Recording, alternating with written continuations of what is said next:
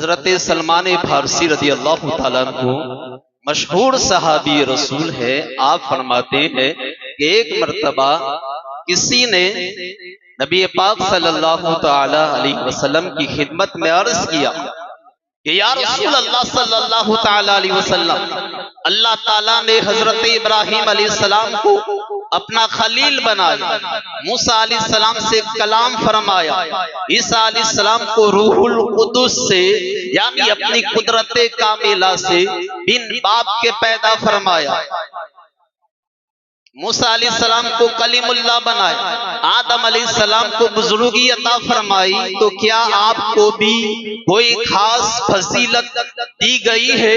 حضرت سلمان فارسی فرماتے ہیں کہ اس سے پہلے کہ حضور کوئی جواب ارشاد فرماتے، فوراً جبریل امین حاضر ہو گئے اور اپنے کائنات کا پیغام لائے. عرض کیا کہ یا رسول اللہ، اللہ فرماتا ہے کہ اے پیارے محبوب، اگر میں نے ابراہیم کو خلیل بنایا ہے تو اس سے بہت پہلے میں نے آپ کو اپنا حبیب بنا لیا.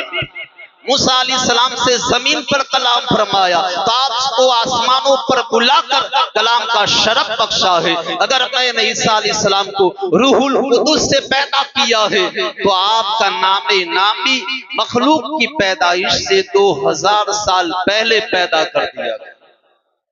اگر میں نے آدم علیہ السلام کو بزرگی عطا فرمائی ہے تو اے محبوب آپ پر سلسلہ نبوت کو ختم کر دیا ہے. اے پیارے محبوب، میرے نزدیک آپ سے بڑھ کر کوئی عزت والا نہیں. میں نے دنیا اس لیے بنائی ہے کہ لوگ آپ کی عظمت و شان دیکھ لے. لولا لما خلقت الدنیا، اے پیارے محبوب اگر آپ نہ ہوتے تو میں دنیا بھی نہ بنا. اسی لیے تو امام اہل سنت فرماتے ہیں زمین و زماں تمہارے لیے، مکین و مکہ تمہارے لیے، چنین و چنا تمہارے لیے، بنے دو جہاں تمہارے. حضرت ذی وقار یہ شان ہے پیارے مصطفیٰ صلی اللہ تعالی علیہ وسلم کی. ترمذی شریف حدیث پاک کی مشہور کتاب ہے، اس میں روایت ہے صحابی رسول حضرت عبداللہ ابن عباس فرماتے کہ ایک مرتبہ صحابہ کرام جمع تھے اور حضور کا انتظار کر رہے. اس دوران انہوں نے علمی گفتگو شروع کر دی. ادھر پیارے آقا تشریف لے آئے. جب آپ صحابہ کرام کے قریب پہنچے تو رک گئے اور ان کی گفتگو سننے لگے. اب صحابہ کرام کیا گفتگو کر رہے تھے، کیا باتیں ہو رہی تھی، تو ایک صحابی بولے کتنی عجیب بات ہے کہ اللہ تعالیٰ نے ابراہیم علیہ السلام کو اپنا خلیل بنایا. دوسرے صحابی بولے کتنے تعجب کی بات ہے کہ اللہ تعالیٰ نے موسیٰ علیہ السلام کو کلیم بنایا. تیسرے بولے کتنی حیرت کی بات ہے کہ اللہ تعالیٰ نے عیسیٰ علیہ السلام کو روح اللہ اور کلمت اللہ بنایا. چوتھے صحابی بولے کتنے تعجب کی بات ہے کہ اللہ تعالیٰ نے آدم علیہ السلام کو صفی اللہ بنایا ہے. یہ باتیں سننے کے بعد پیارے آقا تشریف لائے اور فرمایا کہ اے میرے غلاموں، اے میرے صحابہ، میں نے تمہاری ساری گفتگو سن لی ہے. تم کہتے ہو کہ آدم علیہ السلام صفی اللہ ہے، یقیناً وہی شان کے مالک ہے. تم کہتے ہو ابراہیم علیہ السلام خلیل اللہ ہے، یقیناً وہی شان کے مالک ہے. موسیٰ علیہ السلام کلیم اللہ ہے، یقیناً وہی شان والے ہیں. عیسیٰ علیہ السلام روح اللہ ہے، یقیناً ان کی یہی شان ہے. وانا حبیب اللہ بلا فخر، لیکن سن لو میں اللہ کا حبیب ہوں اور یہ بات بطور فخر نہیں کہتا. تو یہاں حضور نے سارے نبیوں پر اپنی فضیلت کو بیان کیا. اس سے پتا چل گیا کہ صفی اللہ ہونا بھی بڑی شان ہے، روح اللہ ہونا بھی بڑی شان ہے، کلیم اللہ ہونا بھی بڑی شان ہے، خلیل اللہ ہونا بھی بڑی شان ہے، مگر حبیب اللہ ہونا یہ سب سے بڑی شان ہے. تو سب سے اولا و اعلیٰ ہمارا نبی، سب سے بالا و والا ہمارا. یہ شان ہے پیارے مصطفیٰ صلی اللہ تعالی علیہ وسلم کی. حضرت ذی وقار تو اللہ نے اپنے محبوب کو بہت بلند شان عطا فرمائی. حضرت عیسیٰ علیہ السلام بہت بلند شانوں والے نبی ہے.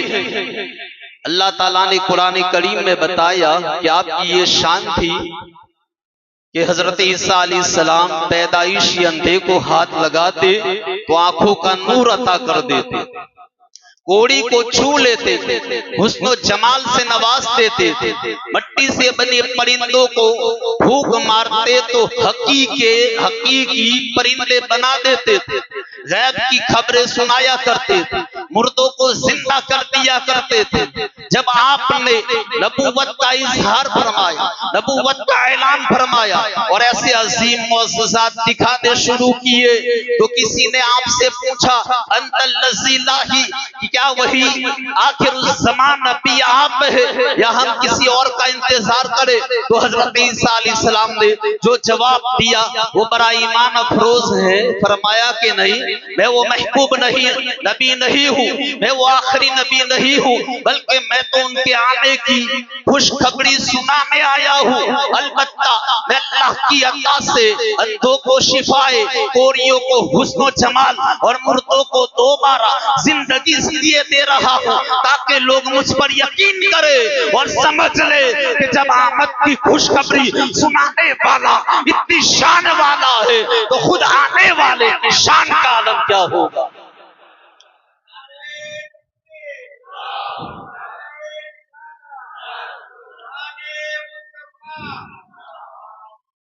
फरमाया मैं वो नबी नहीं हूँ बल्कि मैं तो आमद की खुशखबरी सुनाने वाला हूँ, लोग मुझ पर यकीन करे, ये मौजज़ात इसलिए दिखा रहा हूँ, मुर्दों को जिंदा इसलिए कर रहा हूँ ताकि लोग समझ ले कि जब खुशखबरी सुनाने वाला इतनी शान वाला है तो आने वाले की शान का आलम क्या हो। मोहतरम हजरात, ये है हबीब और कलीम का फर्क, ये है हबीब और खलील का फर्क, ये है हबीबुल्लाह और रूहुल्लाह का फर्क।